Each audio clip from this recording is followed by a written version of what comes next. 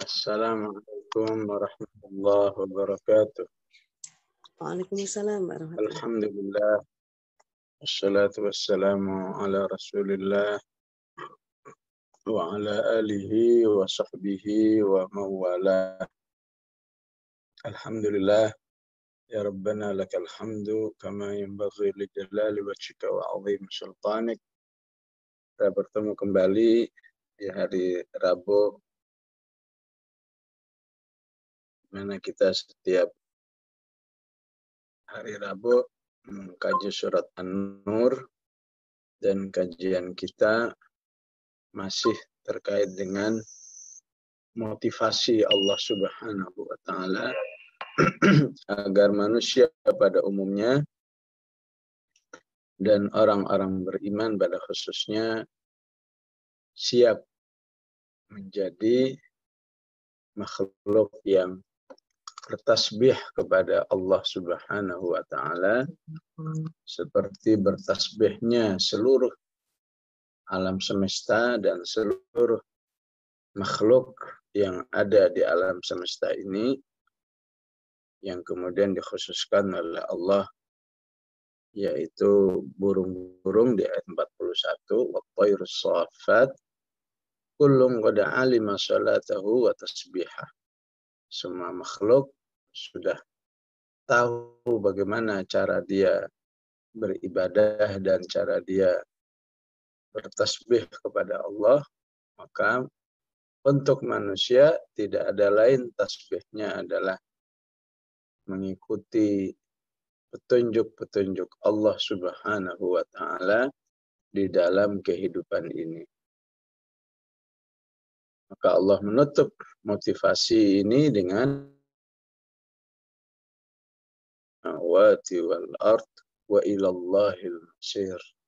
Milik Allah lah kerajaan atau kekuasaan yang ada di alam semesta langit dan bumi, ya.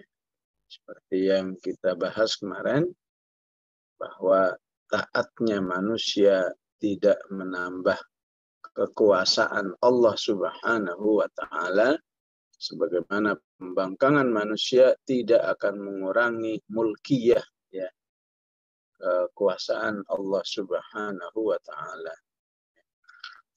Tapi tidak ada lain dari ajakan-ajakan Allah ini untuk kemaslahatan kehidupan manusia, terutama kehidupannya di akhirat nanti. Karena memang Allah ciptakan manusia ini agar mau beribadah kepada Allah. Wa ma khalaqtul jinna wal insa illa liya'budun. Maka ayat selanjutnya Allah mengajak kita untuk melihat fenomena alam, ya. Dan terutama pada bulan-bulan ini kita akan sering diguyur hujan, ya. Maka pada ayat ini Allah mengingatkan kita tentang fenomena hujan. Fenomena hujan ini harus difahami pertama sebagai satu ketaatan makhluk Allah Subhanahu wa Ta'ala, terutama bagaimana awan itu digiring oleh Allah Subhanahu wa Ta'ala.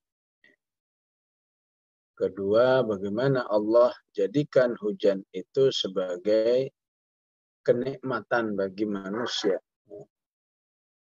sebagai fasilitas kehidupan manusia. Tidakkah manusia yang senantiasa menikmati pemberian-pemberian Allah Subhanahu wa Ta'ala ini siap mentaati apa yang diperintahkan ataupun dilarang oleh Allah Subhanahu wa Ta'ala. Jadi bagaimana Allah menggambarkan, ya, rekayasanya agar manusia taat kepadanya sebagaimana Allah jadikan awan-awan itu digiring. Alam tara annallaha, ya.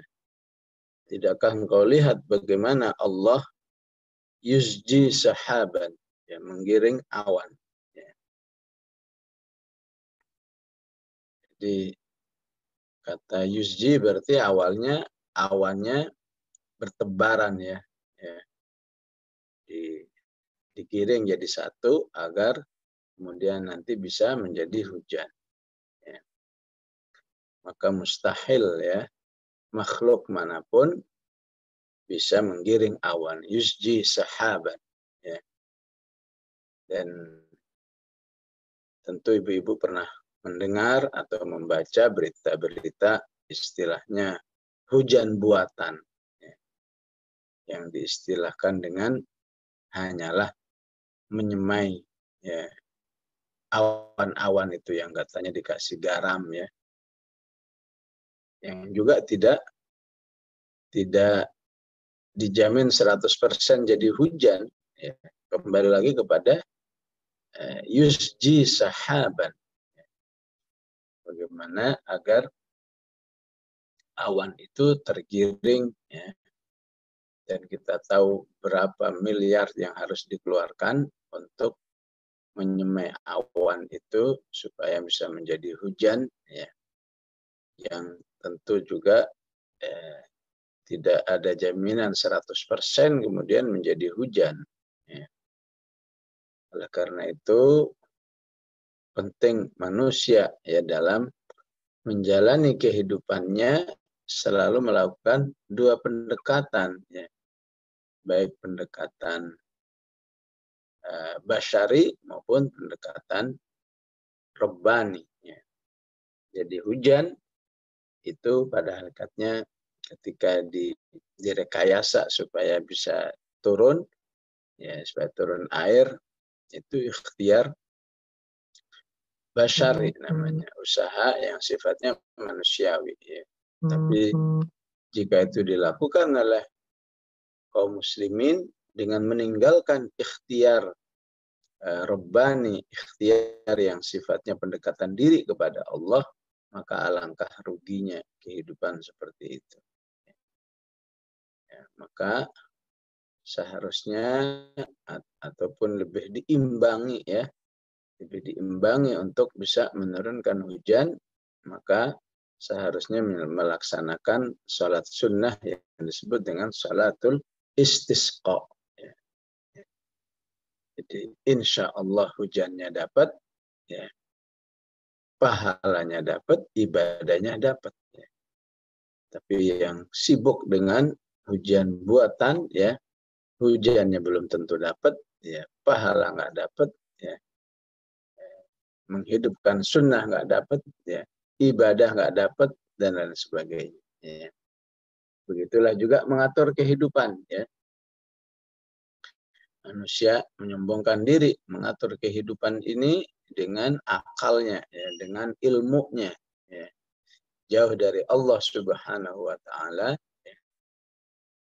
Kalaupun berhasil, ya, tetap persentasenya tidak seutuhnya, ya. Tapi kalau menggunakan pendekatan petunjuk-petunjuk Allah Subhanahu wa Ta'ala, selain berhasil, begitu juga ada pahalanya, ada unsur ibadahnya, ya.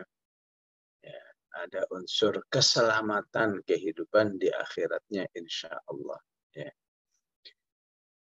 Jadi kembali, bagaimana tidakkah engkau lihat bagaimana Allah menggiring awan-awan itu, ya, sahaban, ya. Tsumma yu'allifu bainah, kemudian awan-awan itu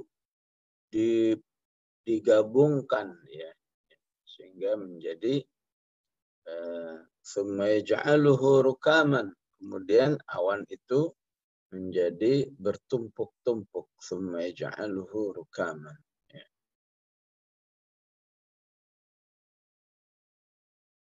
Ya, kalau ingin melihat suasana ini, ya, perhatikanlah saat kalau naik pesawat dalam kondisi mendung, ini akan kelihatan, ya. ataupun ibu-ibu bisa melihat fenomena ini ya, apakah di YouTube ya, persis sekali suasana yang dijelaskan oleh Allah dalam Al-Qur'an. Fatarul wadqa yakhruju min khilalih. Kemudian setelah bertumpuk-tumpuk sehingga sangat berat ya awan itu, maka engkau lihat hujan yang keluar dari tengah-tengah ya, khilal ini tengah artinya ya tengah tumpukan awan itu ya. Sehingga jika ibu perhatikan biasanya turunnya hujan di suatu tempat itu, maka awannya itu seperti pohon ya, awannya pohon, terus ya di situ kayak ada garis lurus ke bawah, itulah yang dimaksud dengan fatarul wadqa yakhruju min khilali ya. Ya khilal biasanya artinya memang di celah-celah ya. Ya, tapi dalam Al-Qur'an biasa diartikan wasata ya, fatarul wadqa yakhruju min khilali ya. Seperti di ayat yang lain fajasu khilalad diyar ya. Kemudian mereka akan menyerang di tengah-tengah penduduk orang-orang Yahudi itu ya. Wa yunazzilu minas sama ya. Termasuk juga rekayasa Allah menghidupi atau memakmurkan kehidupan manusia dengan menurunkan dari langit ya. Wa yunazzilu minas sama'i min jibalin fiha ya. Ya. Melalui gunung-gunung itu di dalamnya ada barad ya. Ya. Butiran-butiran es ya. Fa yusibu bihi man yasha. Kemudian air yang diturunkan itu baik berupa wadqa atau berupa barat itu ya mengena kepada siapa saja yang dikehendaki oleh Allah, wa yasrifuhu amma yasha ya. Dan Allah akan menghindarkan dari yang lain ya. Inilah yang sering dilupakan oleh manusia yang suka melihat fenomena alam itu semata-mata karena istilahnya kodrat alam ya, tanpa meyakini bahwa di balik itu ada peran Allah Subhanahu wa Ta'ala ya. Kenapa hujan? Ya karena memang kodrat alam begitu. Kenapa enggak hujan? Ya karena kodrat alam. Ya, sedikit kodrat alam. Kenapa gempa bumi? Kodrat alam. Kenapa banjir? Kodrat alam. Ya, kodrat alam itu benar, ya. Tapi manusia melupakan bahwa di balik kodrat alam itu ada peran Allah, ya. Itu sangat membahayakan. Ya. Harus diyakini, ya, bahwa di balik itu ada peran Allah, ya, baik menjadikan hujan itu bisa dinikmati oleh manusia atau tidak jadi dinikmati oleh manusia. Ya, misalnya diturunkannya ke laut misalnya, ya udahlah, yang darat nggak dapat. Ya. Wa yusibu bihi man yasha wa yasrifuhu amman yasha. Ya. Maka dalam hal ini Allah mengingatkan misalnya di An-Nahl 112 ya. وضرب الله مثلا قرية كانت آمنة مطمئنة يأتيها رزقها رغدا من كل مكان فكفرت بأنعم الله فأذاقها الله لباس الجوع والخوف بما كانوا يصنعون.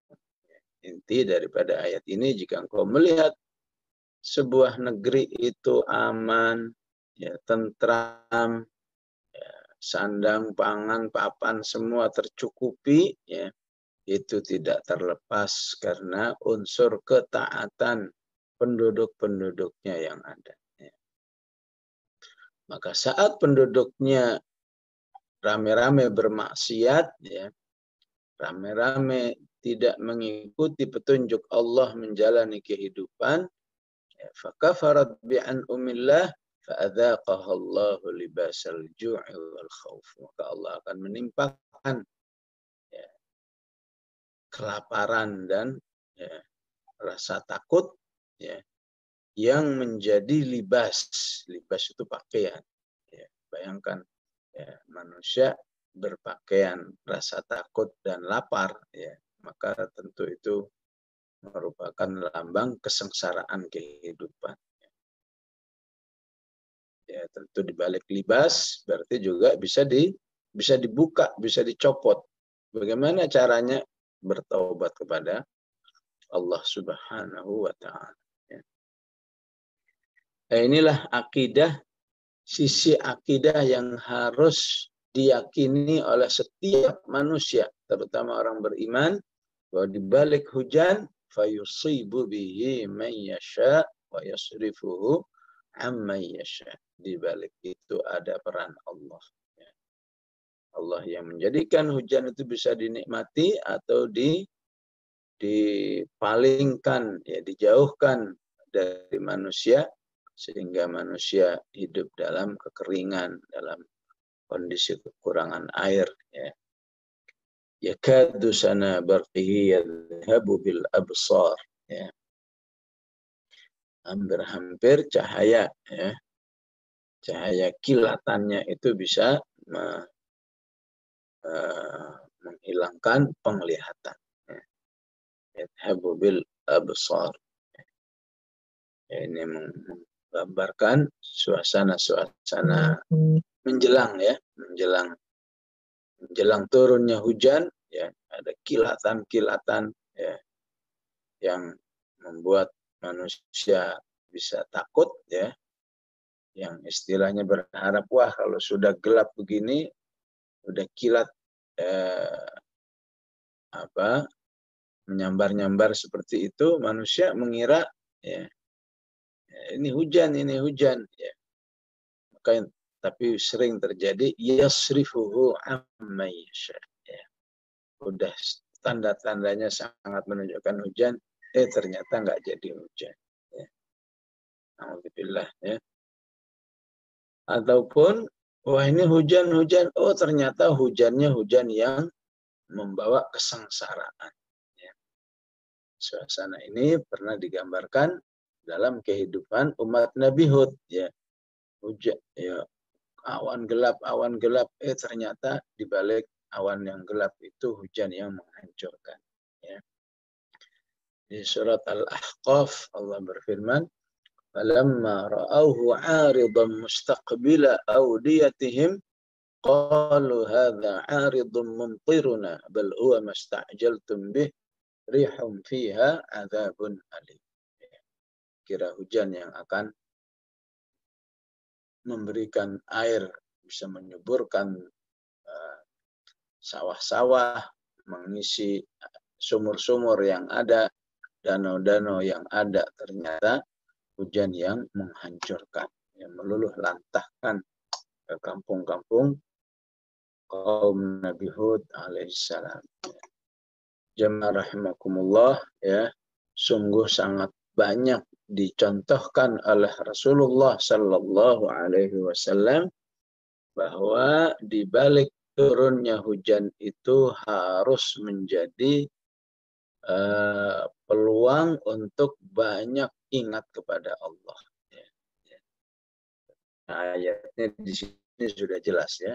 Alam tara Allah. Tidakkah engkau melihat bagaimana Allah menggiring awan itu? Ya.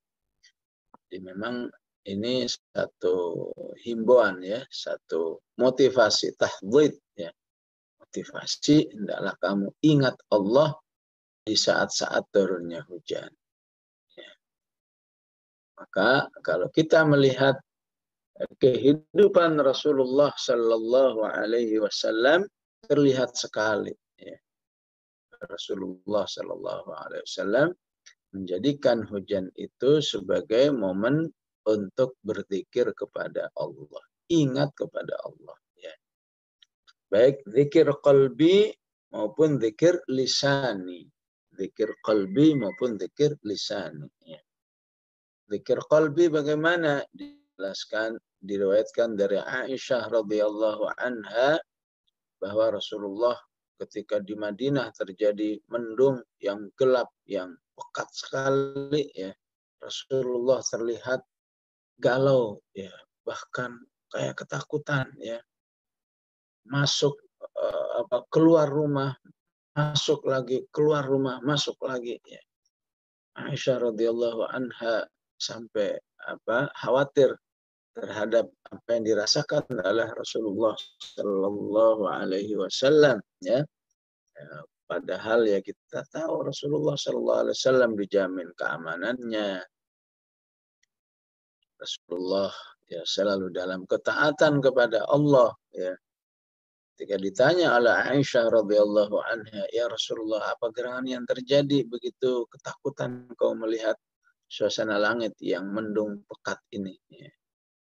Maka Rasulullah menjawab sambil membaca ayat yang ada di surat Al-Ahqaf tadi. Wahai Aisyah, siapa yang menjamin, ya, mendung yang pekat ini, ya, betul-betul membawa hujan yang membawa keberkahan dan kenikmatan. Ya, ya.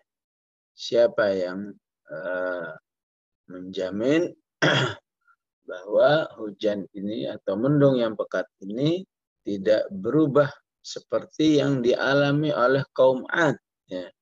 Maka Rasulullah membacakan ayat di surat Al-Ahqaf itu. Falamma ra'awhu 'aridan mustaqbila awdiyatihim qalu hadza 'aridun mumtiruna bal huwa masta'jaltum bihi rihum fiha 'adzabun alim tudammiru kulla syai'in bi amri rabbiha fa asbahu la yura illa masakinuhum kadzalika najzil qaumal mujrimin. Ya, tentu kita sebagai umatnya, ya, minimal ada perasaan sedikit khawatir lah, tidak merasa biasa-biasa saja, ya. Karena Allah katakan di surat Al-A'raf, fala ya'manu makarallahi illa al-qaumul khasirun, ya. Tidaklah tidaklah merasa aman dari azab Allah kecuali orang yang rugi, orang-orang yang banyak maksiat. Orang-orang beriman selalu terpadukan antara khauf dan rojanya, ya. Antara tetap berharap rahmat Allah, namun tetap juga berharap atau takut kepada azab Allah Subhanahu wa Ta'ala.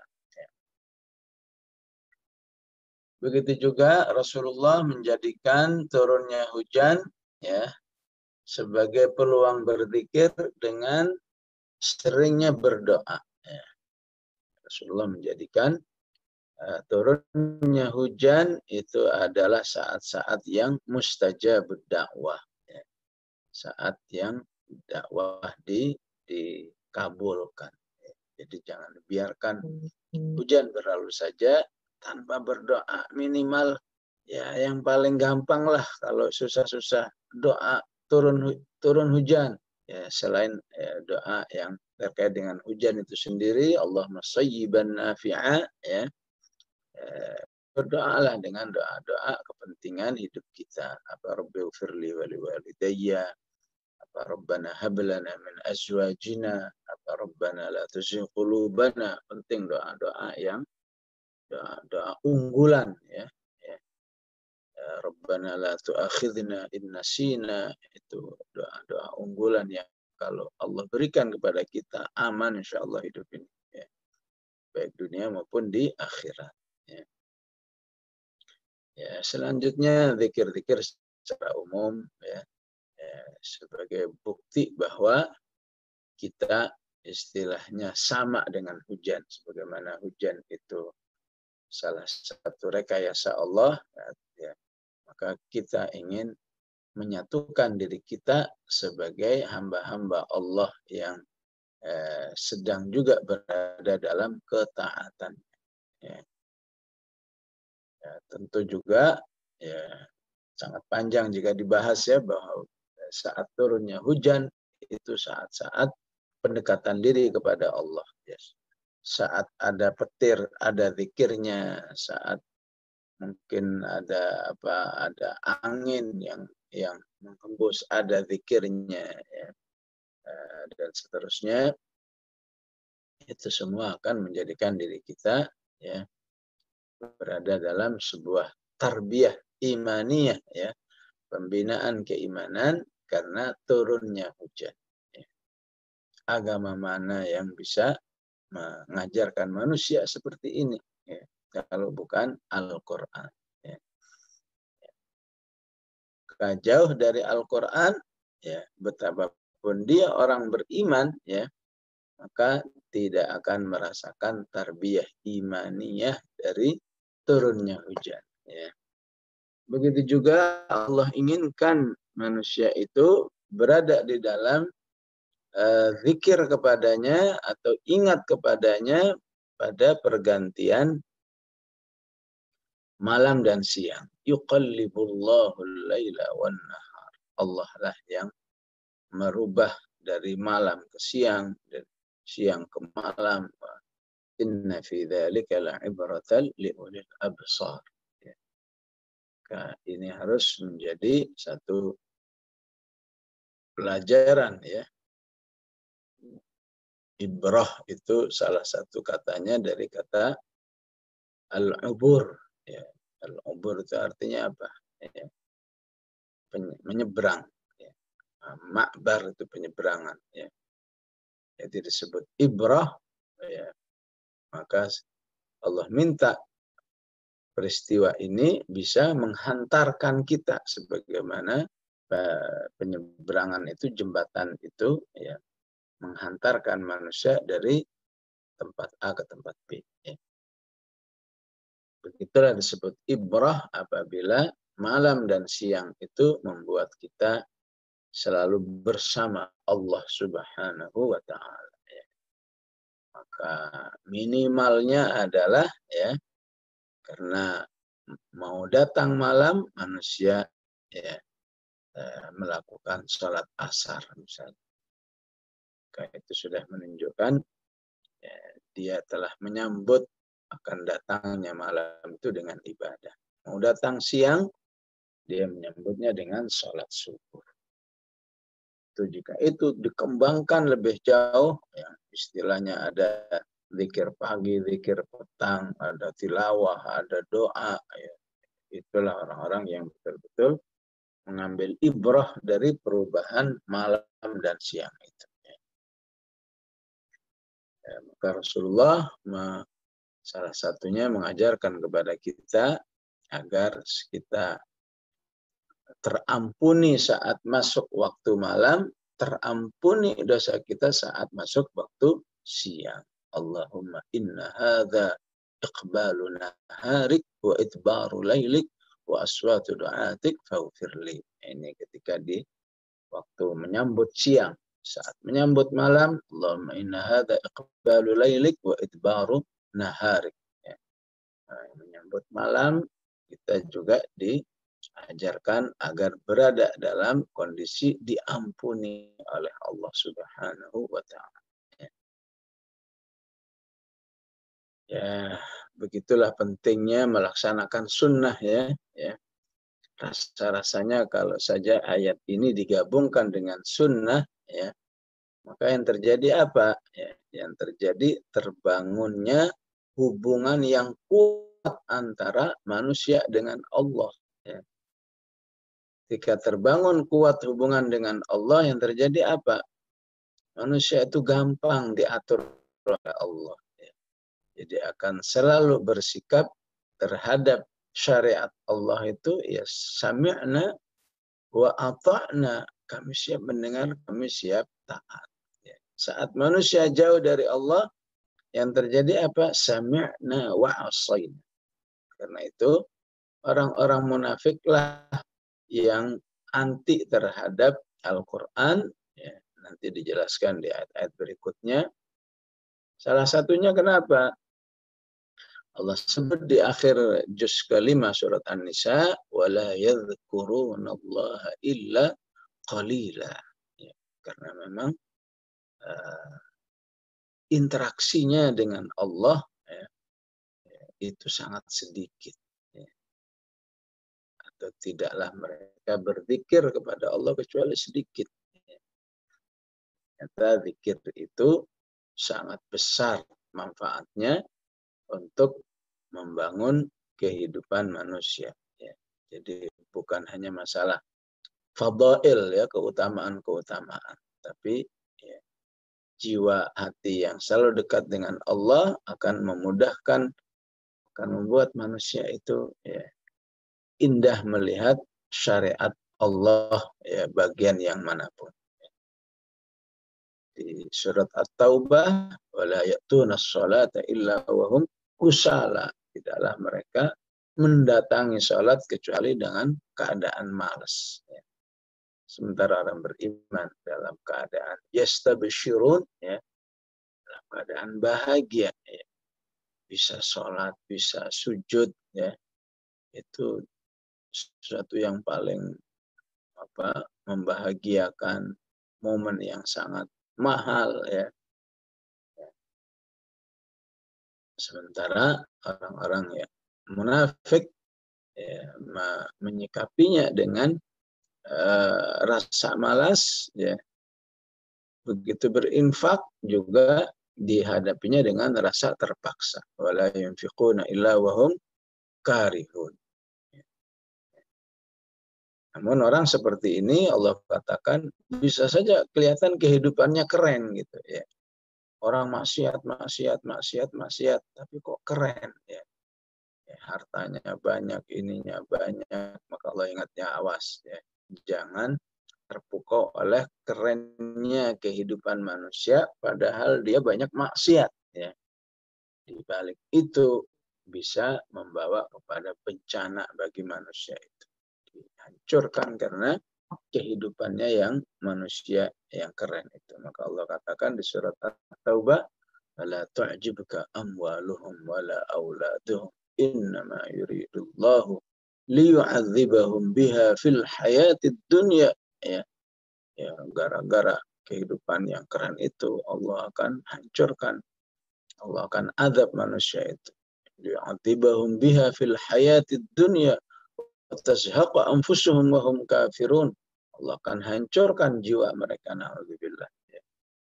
Ya, maka inilah yang dijelaskan oleh Allah agar kita bisa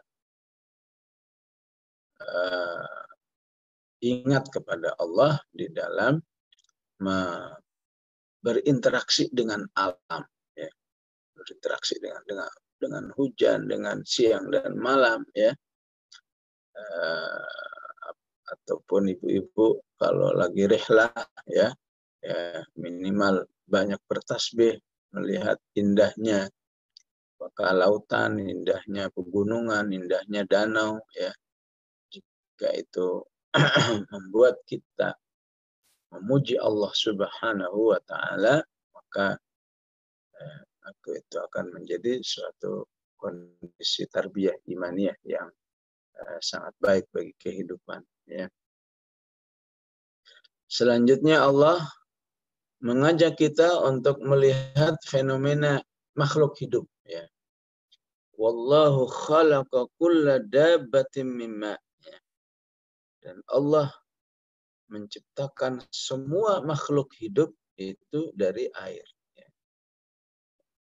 Dabbah ini artinya makhluk hidup.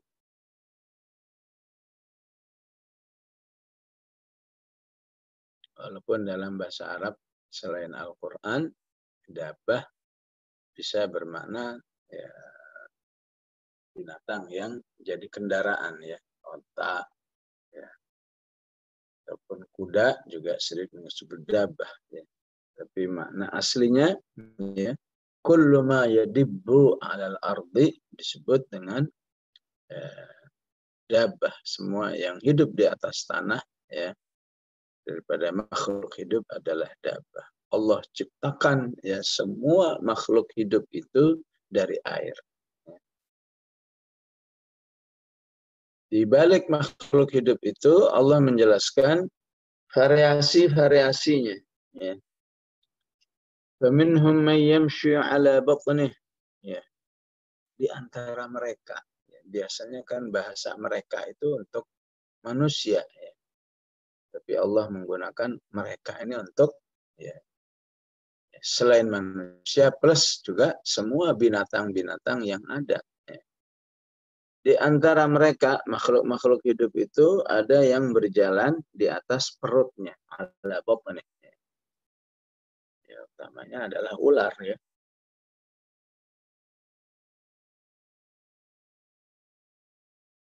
Minhum yamshi ala rijlain. Ya. Di antara makhluk hidup itu ada yang berjalan di atas dua kakinya. Manusia salah satunya, atau burung. Wa minhum man yamshi ala arba'. Di antara mereka ada yang berjalan di atas 4 kaki. Ya. Yakhluqullahu ma yasha. Allah menciptakan apa saja yang dikehendaki. Ya. Apakah berjalan lebih dari 4 ya, kaki ya. Ya, bahkan di istilah Indonesia ada yang disebut dengan 1000 kaki ya. Innallaha ala kulli syai'in qadir. Sungguhnya Allah ya atas segala sesuatu maha kuasa.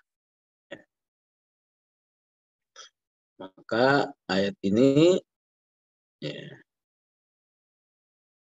jangan lupa kaitannya dengan ayat ke-41. Ya. Alam tara annallaha yusabbihu lahu man fis samawati wal ard.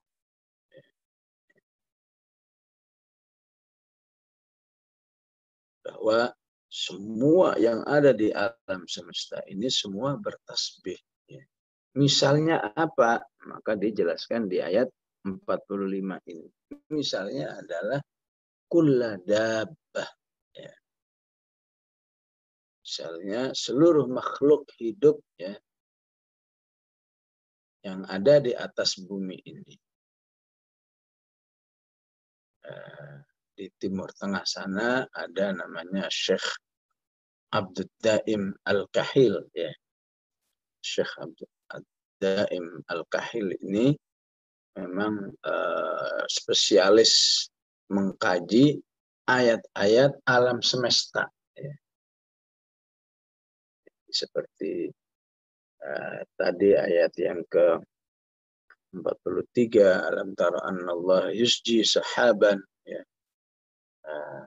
Beliau punya pasti punya penjelasan khusus di ayat ini. Ya. Termasuk ya, khalaqa kulla dabbah. Ya. Maka beliau menjelaskan ya, berdasarkan sebuah penelitian para ahli yang meneliti tentang istilahnya apa fauna ya. Maka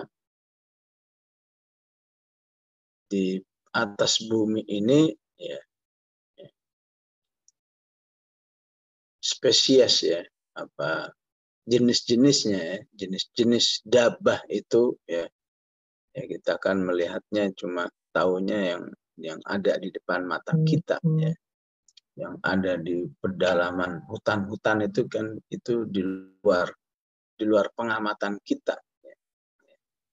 Maka hasil penelitian itu mengatakan ya bahwa di atas bumi ini tidak kurang dari 1 triliun jenis dabah, jenis makhluk hidup. Ya. Itu 1 triliun baru jenisnya ya, bukan jumlah per jenisnya ya. Maka bisa lebih lagi. Ya. Ya. Salah satu dabah itu kan manusia. Manusia saja di atas bumi ini ada 6 triliun. Jangan ditanya ada berapa semutnya, ada berapa ya sebutlah burungnya, ada berapa ya, spesiesnya saja itu bisa mencapai 1 triliun jenis-jenis dabah yang ada di atas bumi. Ya itulah para ilmuwan ya yang kalau menurut kita ya, kayak nggak ada kerjaan ya, menghabiskan miliaran rupiah ya, tidak kurang dari 50 miliar ya untuk meneliti jenis-jenis dabbah yang ada di atas bumi ini. Bagi kita orang beriman di dalam menyikapi informasi ini, berarti sebutlah jumlahnya ada 10 triliun dabbah di atas bumi ini, berarti semua dabbah itu bertasbih kepada Allah Subhanahu wa Ta'ala yang sudah disetting, sedangkan manusia tidak disetting, atau settingan untuk manusia tau'an wa karha.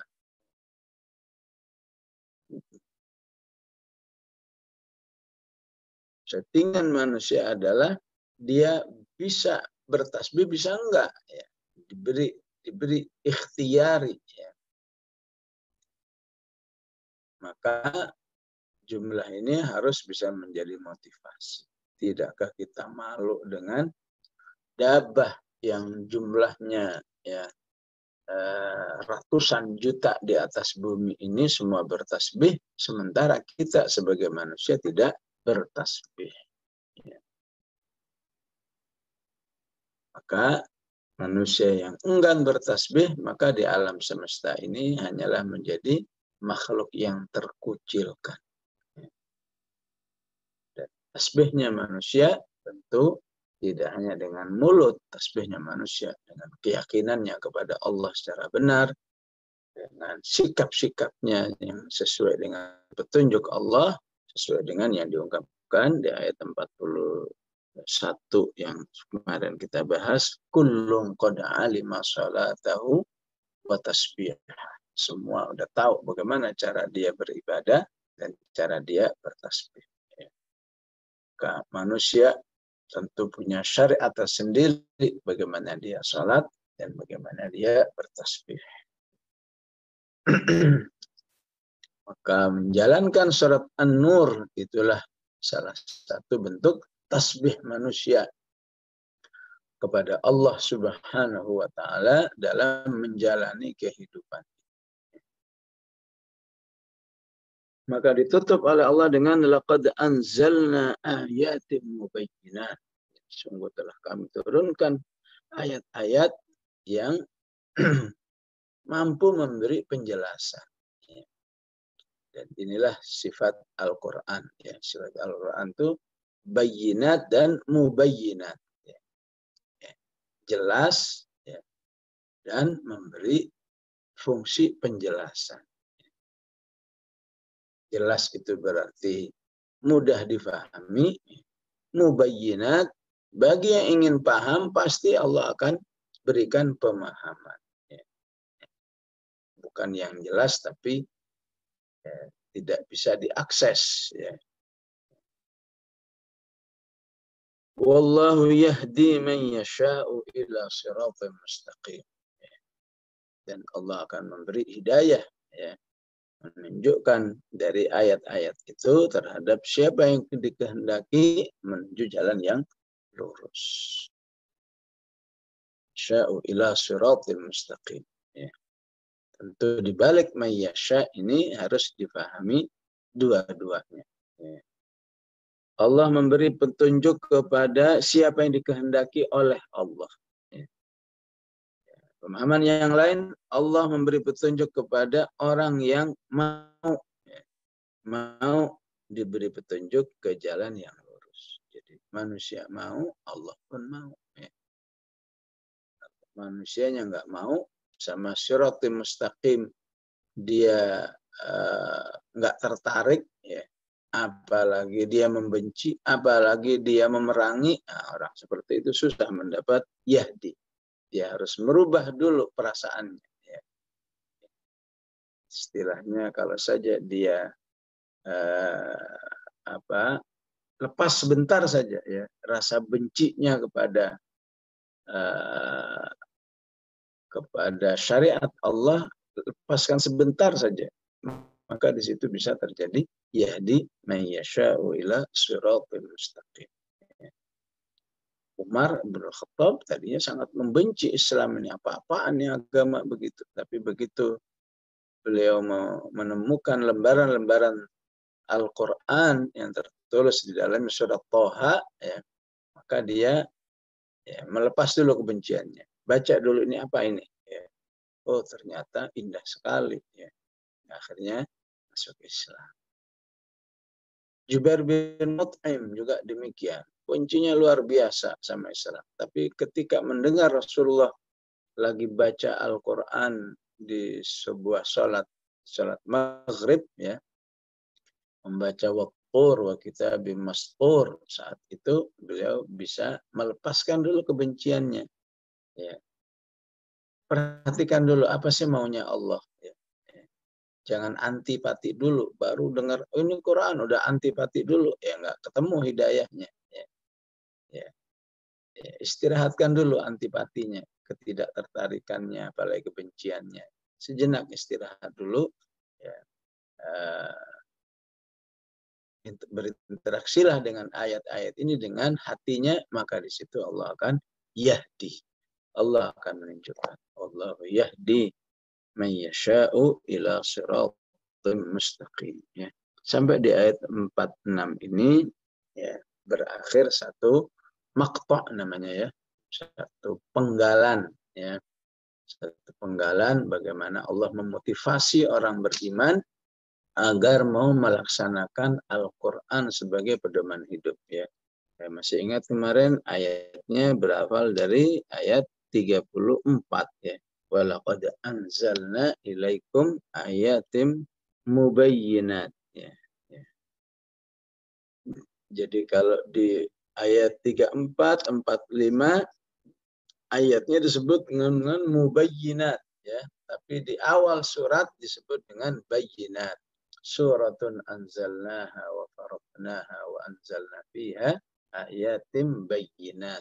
Ya, itulah sifat Al-Quran, bayyinat dan mubayyinat. Ya. Jadi motivasinya berawal dari 34 sampai 45. Ya, di mana Allah menjelaskan bahwa semua yang ada di alam semesta ini bertasbih kepada Allah Subhanahu wa Ta'ala dengan caranya.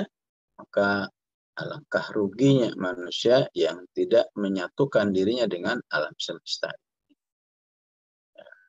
Sehingga pemahaman-pemahaman seperti ini, ya, apakah diistilahkan dengan ayat di surat Ar-Rum misalnya, ya, fa'aqim wajhaka lid-din hanifa fitratallahi allati fataran nas 'alaihi jami'an. Fitratallahi allati fataran nas 'alaiha la tabdila li kalimatillah. La tabdila li khalqillah dzalika ad-dinul qayyim walakinna aktsaran nas la ya'lamun. Gambarannya bahwa Al-Quran ini sudah dipaskan oleh Allah sesuai dengan fitrah kehidupan ini. Jadi siapa yang hidupnya melepaskan fitrah ini, ya udah pasti hancur hidupnya. Ya. Ya, ibarat sebuah pabrikan mobil, ya, menghasilkan mobil, ya, disebut bahwa mobil ini, ya, bahan bakarnya harus solar, ya. Itulah yang disebut istilahnya fitrah mobil, ya. Ya. Mobil ini diciptakan, ya, harus berbahan bakar bensin, ya. Maka itulah yang semacam fitrahnya seperti itu. Ya. Maka ketika sudah diciptakan dengan solar atau istilah lain diesel, ya, bahan bakar diesel diganti dengan bensin, rusaklah mobil. Begitu juga sebaliknya. Masing-masing sudah ada fitrahnya. Faqim wajhaka lid-din hanifa fitratallah, ya. Maka begitulah kehidupan ini jika tidak diatur oleh Al-Quran, maka manusia akan menanggung sendiri, ya, kehancuran kehidupannya, ya, ya, di dunia terutama di akhirat. Ya. Istilah ayat yang lain atau jika disimpulkan ayat lain ini ya dengan satu ayat misalnya bisa diambil dari surat yang ada di Al-An'am ya.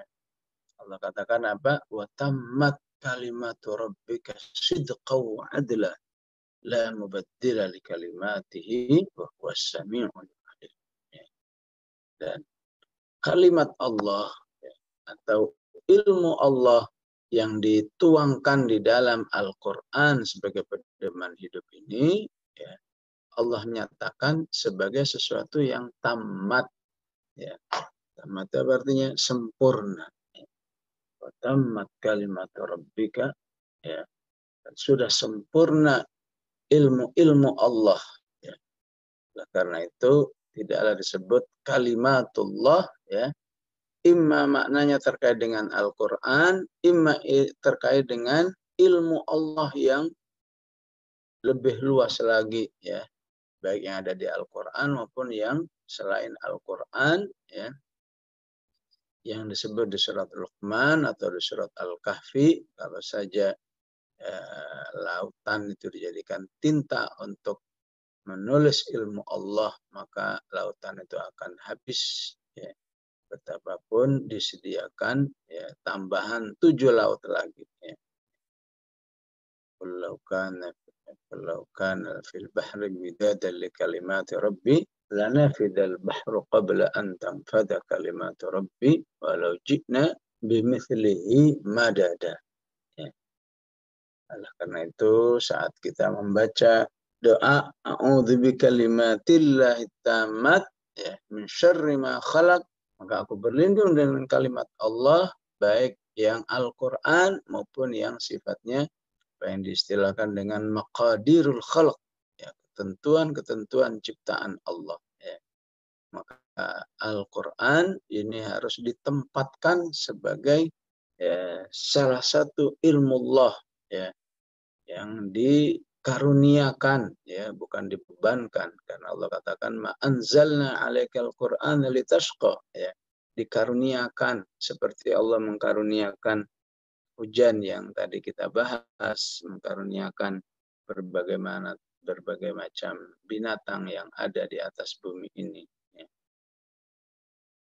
Maka salah satu sifatnya adalah sudah sempurna wa tammat ya kalimatu rabbika. Jaminannya apa? Sidqan. Udah pasti benar. Ya. Yang kedua, jaminannya apa? Wa adla. Wa tammat kalimatu rabbika sidqan wa adla. Ya. Tidak ada perubahan. Dijamin kebenarannya, dijamin keasliannya. Ya.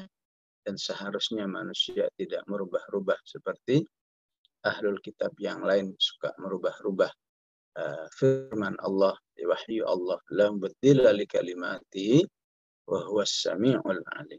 Ya. Itulah seharusnya keimanan yang dimiliki oleh manusia, bil khusus orang-orang yang sudah beriman, yang belum tahu bagaimana harus beriman kepada Allah Subhanahu wa taala. Ya. Maka kita diingatkan oleh Allah nanti di ayat ke 47 ya, sampai ayat 52 ya, agar berhati-hati ya. Jangan sampai ya, kita terjerumus dalam kemunafikan ya. An-nifaq ya.